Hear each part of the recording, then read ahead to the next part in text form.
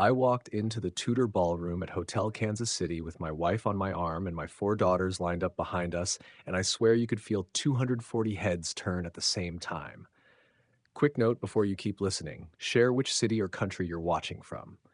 The plan, as I later heard it, was for me to arrive late and alone, maybe looking worn down, cap in hand, giving everyone a quick laugh before my kid brother made his grand entrance.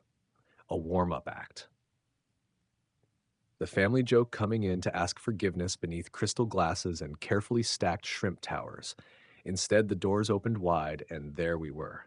Noelle in a gold gown, bright enough to compete with the chandeliers, me in a navy tux that actually fit, and my girls in matching satin dresses, holding hands like they'd practiced. My mother's smile slid off her face like it lost its grip. Dad blinked hard, like the lights hurt his eyes. Colton, standing at the bar in an overpriced designer tux, went pale, frozen mid-gesture. I kept walking. Evening, I said, steady, not loud, not quiet. Harper, 9 years old, squeezed my fingers and leaned closer. My shoes are rubbing, she whispered. The triplets stared up at the ice sculpture as if it might come alive. Noelle shifted her clutch and gave me a small nod. Keep going.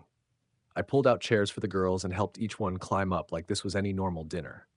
Noelle sat tall, hands folded, calm and composed. The photographer didn't lift his camera. He just stared like he'd forgotten his job. I glanced over at Paisley, Colton's fiancée. She looked to her parents. They didn't move. Her smile faded, unsure where to land. A cousin I hadn't seen since I left town mouthed, and I nodded back. That's the clip you saw, me taking a seat marked family, like I belonged there. I did. Just not because of money. I'm Caleb Archer. That was the ending they planned. This is the ending they got. And this is the story of how they made sure I'd never come back, and how I built a life they couldn't reach.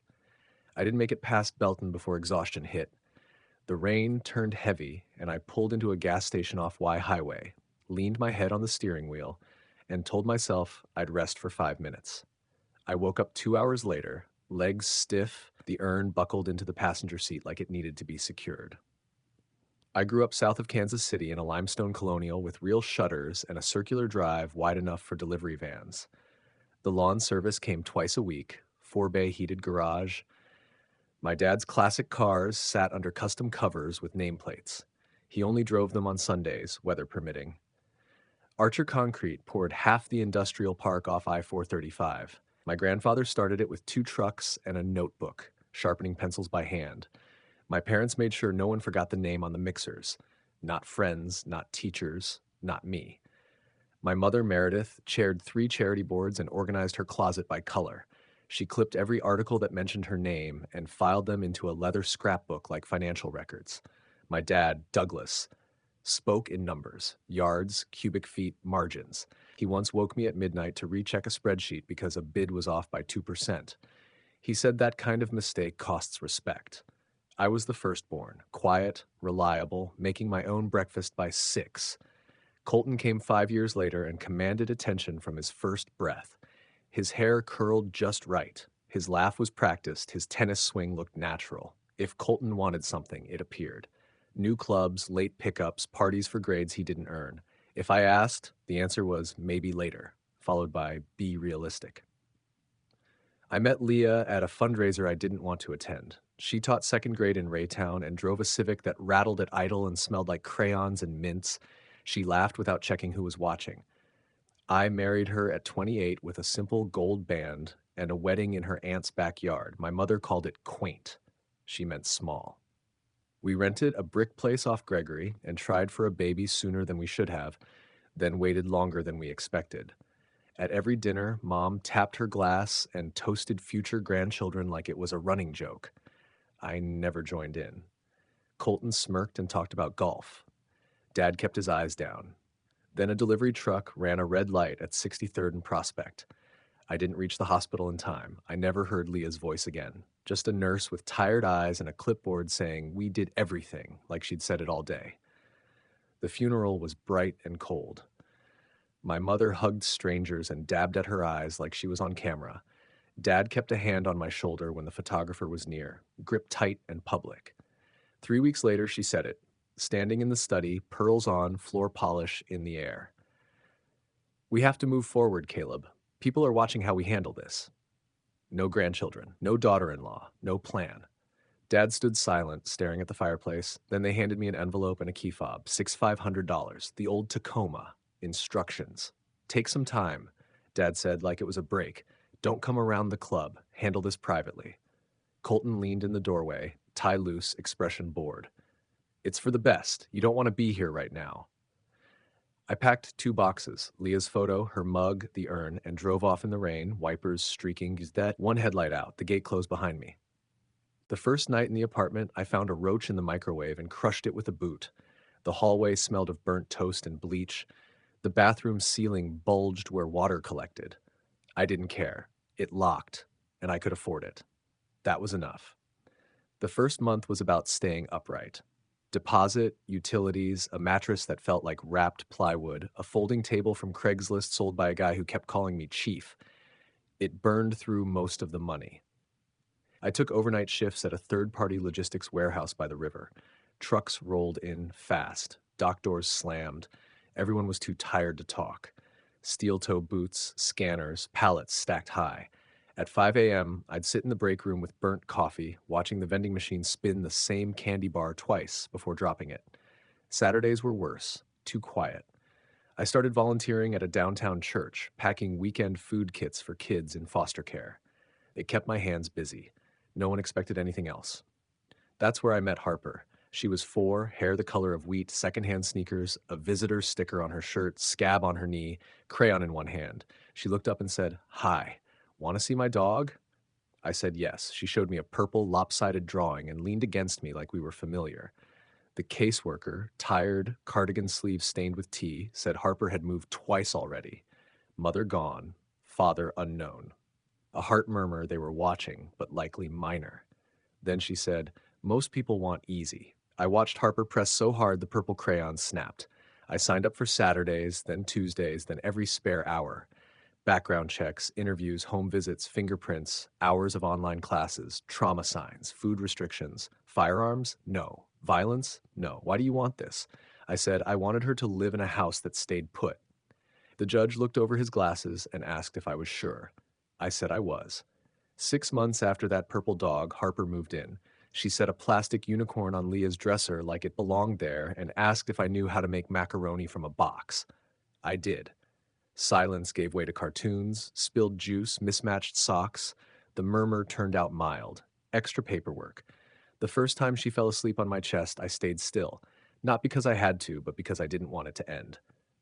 Money stayed tight. I tracked every dollar. Warehouse pay, food assistance, extra shifts when I could get them. Sleep suffered. 4 months in, Harper stood in the doorway, socks too big, and asked, "Can I call you Dad?" I stepped into the bathroom, washed my face twice, came back and said yes. She nodded like it was settled. Then one afternoon, she crashed her scooter outside the building. Front wheel caught, ribs hit the curb. She stood up fast, said she was fine, tried to laugh. 5 minutes later, she was pale, breathing shallow, eyes too wide. I didn't argue. I tossed her backpack into the Tacoma, buckled her in, and drove to St. Luke's like the road would vanish if I slowed down. The ER smelled like plastic soap and overcooked coffee. The lights were harsh. Nurses moved with practiced precision. I held Harper's hand while they placed pads on her chest and clipped wires to her fingers. She asked if she was in trouble. I told her no. I lied better than I ever had.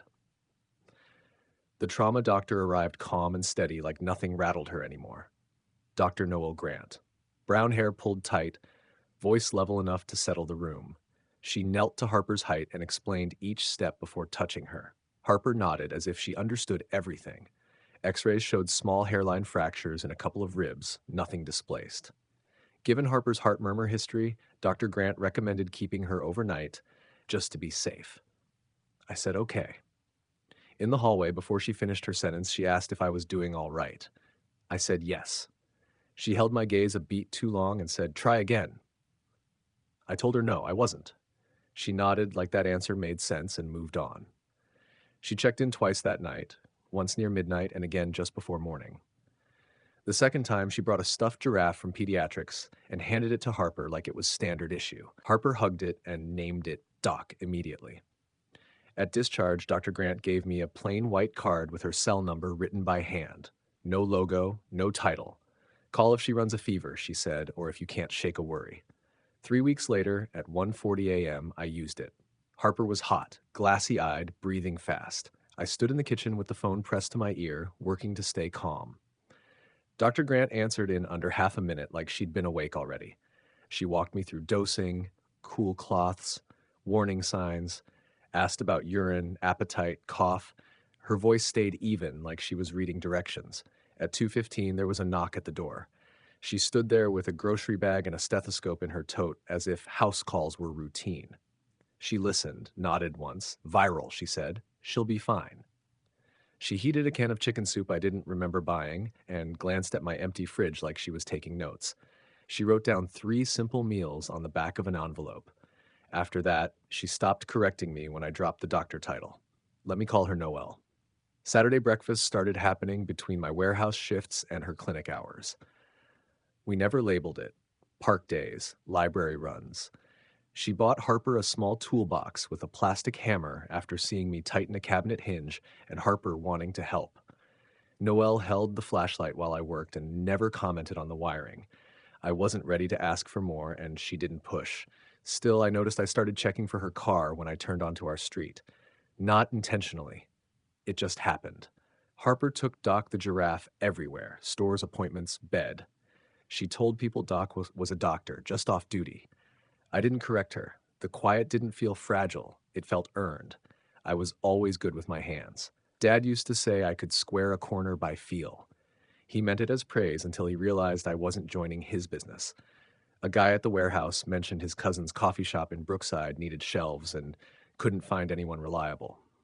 I took it. Borrowed a planer, bought maple, turned the carport into a mess. They paid without arguing, then referred me to a realtor who needed built-ins for staging, clean lines, fast turnaround. I delivered. I paid the $138 filing fee and started Archer Mill and Joinery from a corner of the living room.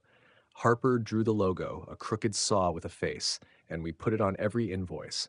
Orders built up. I bought a used panel saw from Independence and a trailer that rattled above 55. I handled deliveries myself, wore knee pads in houses I once wouldn't have walked past. I slept 4 hours a night and felt better than ever. Noelle started arriving late with takeout, anything not frozen. She held boards while I drilled, laughed when I swore. When I invoiced, she read numbers aloud and fell asleep beside me on receipts. One night at a diner off Troost, I asked if she wanted this life. Me, Harper, sawdust, late bills, early mornings. She thought for a moment and said she'd wanted it for a while. We married under a cottonwood by a creek. 37 people, folding chairs. One of her colleagues paid for a string trio. Harper scattered petals like it was her job. Noel could have lived anywhere, but she moved into our apartment without hesitation. Called it cozy. She pushed us to find a small ranch with space for a shop. I left the night shifts and committed to the business. Month 1, I thought I'd failed. Month 2, 2 restaurant orders. Month 3, a developer ordered 16 lobby walls and a concierge desk. I hired Armin, then his cousin, then a retired shop teacher who taught me better clamping methods. Noel worked long shifts, sometimes 20 hours. She'd text reminders to eat and drink.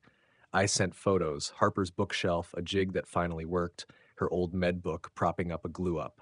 One Tuesday, she walked into the shop holding a white stick. Look, she said. I didn't get it, then I did. The first ultrasound showed 2 heartbeats, then 3. We laughed until the tech had to redo it. Worry came later. Money, sleep, space, but pride followed. Avery, Blair, and Quinn arrived at 34 weeks, healthy and loud. I counted fingers repeatedly. Noel cried. I cried. Harper asked if she could hold all 3. We managed. 1 baby per arm. Doc the giraffe watched from the pillow. I moved Archer Mill and Joinery into a 4,800 square foot shop with real dust collection and a forklift that worked. 18 months later, we added a spray booth, a CNC I swore I'd never need, and employee 18. We weren't wealthy, but the bills were paid. The fridge stayed full. The girls jumped in puddles like it was assigned work. Sometimes I'd see an Archer concrete truck pass by. Same name, different life. I was adjusting soft close hinges on a walnut vanity in Leawood when my phone buzzed with a number I hadn't seen in 9 years. Mom. She spoke like we'd talked yesterday, asked how I was, said they'd missed me. I told her I was fine. She moved straight to it. Colton was getting married. Paisley Carrion. Yes, those Carrions. Real estate and horse money. Ceremony at Hotel Kansas City. Head table for family. She said, of course, they wanted me there. I said I'd check the date, and she hummed and said they'd save my seat up front, that it would mean a lot. The invitation arrived the next morning. Thick cardstock, wax seal. Inside, Paisley wrote, "Can't wait to see you. Bring your situation." On the back, smaller, ceremony on the 16th. Thought you could visit Leah's spot that morning. By evening, the family group chat came back to life. Mom wrote she was glad I could come, that I'd had trouble finding my footing. A cousin asked if I needed help with a suit. Colton joked about the kids' table. Noelle read it over my shoulder while Quinn chewed a foam block and Harper filled a lunchbox with stickers. She didn't raise her voice, she just went still. She said I didn't have to go. I told her I knew, but I thought I should. Over the next 2 weeks, the messages kept coming. DMs, texts, side comments from numbers I'd forgotten to block. Still in that small place up north. Hope he finds parking downtown. He's not used to it anymore. No hard feelings, right? Just family. I booked a suite under Grant, not Archer. I ordered tiny gold shoes for the triplets and a sparkly clutch Harper chose because it matched absolutely nothing, which felt right. Noel's friend tailored her into a gold Carolina Herrera that made the whole shop pause. She laughed it off, but when she stepped into the living room so we could see, even the twins went still. The room fell quiet. I rented a Bentley Bentayga EWB. The dealer owed a favor to one of my clients and tossed me the keys like it was routine. Noelle raised an eyebrow. I shrugged. It glides. Harper asked if I'd see people I used to know. I said yes. She asked if they were nice. I told her no, not to me. She didn't push. Avery asked if she could bring a stuffed animal. I said yes, just keep it small. She chose Doc. We zipped it into Harper's bag next to her emergency snacks and the pineapple-shaped hairbrush. The night before, Noelle came up behind me while I ironed and kissed my shoulder. You sure? She asked. I nodded once. They invited the wrong version of me. The valet opened the door like we were royalty, not a setup. The lobby smelled like roses and money. Candles lined the hallway toward the Tudor ballroom, and a planner with a headset nodded as we passed, like she didn't recognize us from the list. Maybe she didn't. We weren't who they expected. The maitre d' checked his notes, looked up again like he was recalculating, and I gave him a small nod. He blinked and opened the doors. The room looked staged for a film. 40-foot ceilings, iron chandeliers, a checkerboard floor polished to a mirror. The left side packed with carrions, sharp shoulders, and expensive jewelry. The right side full of archers, stiff collars, and old resentments. I heard a gasp before we fully entered. Noel's dress caught the light, gold moving across the floor.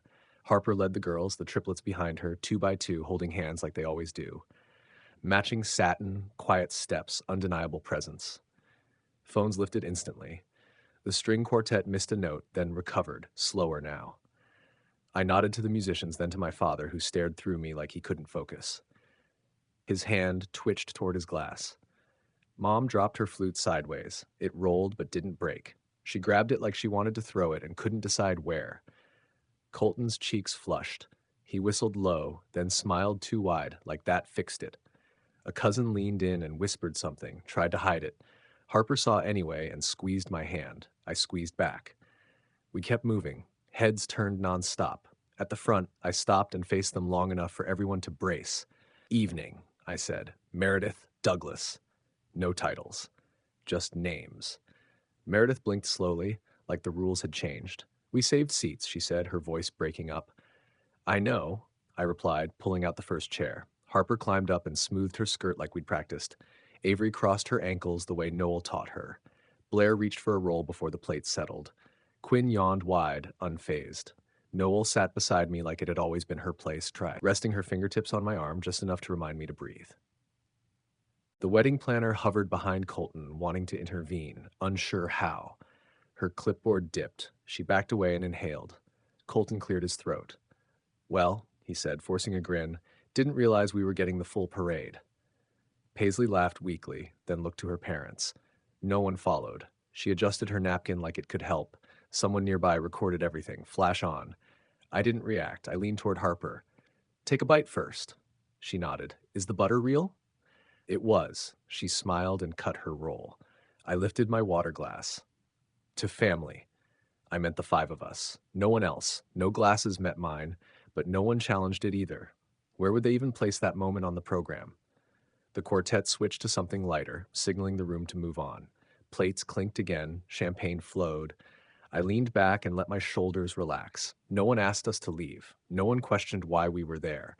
The hard part was never walking in. It was spending 10 years pretending the past didn't exist. I wasn't doing that anymore. By the next morning, before Harper finished her cereal, we were everywhere.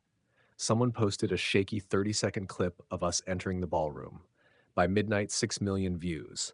By Sunday night, 29 million and rising. Comments ranged from jokes to declarations about reclaiming bloodlines. Memes followed. One edited Quinn's yawn into a rally cry. A neighbor sent a morning show clip with smiling hosts talking about poetry and redemption. I didn't watch. I don't need commentary. Monday at 7:11 a.m., Archer Concrete's largest client released a statement cutting ties over treatment of single parents and foster families. 41 million gone. By noon, a lender called my father. Someone always does. I didn't. Mom left a voicemail, measured at first, then emotional. I deleted it before the part about reputation. Colton texted 3 times asking to talk, to be smart. We were never partners, not in business, not in life. Then it spread. Paisley's parents pulled out of a land deal meant to cover Q4. The reception lost momentum. The honeymoon became a delay.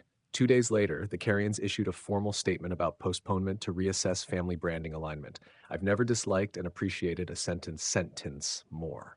After that, people resurfaced from nowhere. Messages of support, revisionist praise.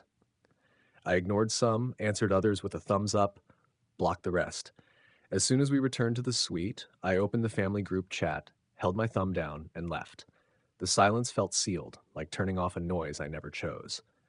Noel sat on the carpet with the girls, handing out room service pancakes and tiny syrup cups. Doc the giraffe wore a hotel napkin like a cape. I turned my phone face down and let it buzz itself quiet. 2 weeks later, I filed the paperwork for the Harper Grant Fund for foster families. We committed $1.6 million from our own accounts and a credit line tied to contracts I trusted. Noelle matched it through her channels, hospital grants, and community partners. I didn't even know until it was already done. 90 days in, we had placed 36 families into clean apartments, covered childcare for 74 kids with second-shift parents, and created room where no one else had any. I bought a split-level house on 2 acres north of the city, a quiet road with big trees, and built a shop taller than my first apartment. When the deed cleared, I added 4 names beneath mine: Harper, Avery, Blair, and Quinn. Dad tried to reach me through someone we both used to know, said he wanted 5 minutes, man to man. I let it go to voicemail. Mom sent 3 letters in the careful handwriting she saved for Christmas cards. I burned them in the fireplace without finishing the first line. Colton posted a long captioned apology under a filtered sunrise, like that carried weight. Then he tried calling Armin. Armin told him he was with his kids, which was true, and final. The giraffe still rides to school most mornings. Quinn insists. No one asks about that detail, but it's the only one that matters. A year to the day after that ballroom entrance, I stood behind a lectern at a foster care breakfast in a prairie-style banquet hall with squeaky chairs, weak coffee, and people who actually cared. Noelle and the girls sat in the front row in matching navy sweaters. Harper had grown a little taller and carried herself like someone who'd been through storms and stayed standing. The triplets fidgeted less than usual, which said plenty. The director read a short introduction I hadn't requested, then handed me the microphone. She asked what I would say to a man like I used to be, a man cut loose by his own family, handed a key, and told to stay quiet so no one had to watch him come apart. I told her this. I believed I had to prove I wasn't a burden. That's what I was taught, spoken or not. Be useful, be flawless, and if you can't manage that, at least stay out of sight. So when they gave me that envelope and said, keep your head down, I did. I disappeared the way they wanted me to. It almost broke me. What saved me wasn't money. It wasn't a vehicle, a win, or some comeback story. It was a 4-year-old with scraped knees and a purple crayon asking if I could make macaroni. It was a woman who showed up at 2:15 in the morning with soup and groceries, not because I asked, but because she knew I wouldn't. It was learning that you don't need permission to matter. You just have to show up every single day. Family isn't blood, it's who holds the line when things get loud. It's who makes space when you're too tired to ask. So if your parents only applaud when you succeed, stop chasing their approval. Find people who see you at your lowest and still say, "You belong with me." If they tell you to enter quietly so you don't embarrass them, walk in steady so your kids learn how a man stands tall. Don't burn yourself trying to prove someone wrong. Build something that makes the right people proud and the wrong ones irrelevant. We made noise that night at the wedding, yes, but it wasn't for them. It was for a little girl who once thought she was too much trouble to keep, and for three sisters who will never question where they belong. After the applause, too long, too loud, I took my girls out for pancakes and let them order chocolate milk on a school morning. On the way out, a man stopped me and said he hadn't spoken to his son in 2 years and didn't know how to begin. I told him, "Start with 'I'm here.'" He nodded. Maybe he will. Maybe he won't. Either way, I buckled my girls in, made sure the giraffe wasn't caught in the door, and we drove home past a concrete truck with my last name on the side.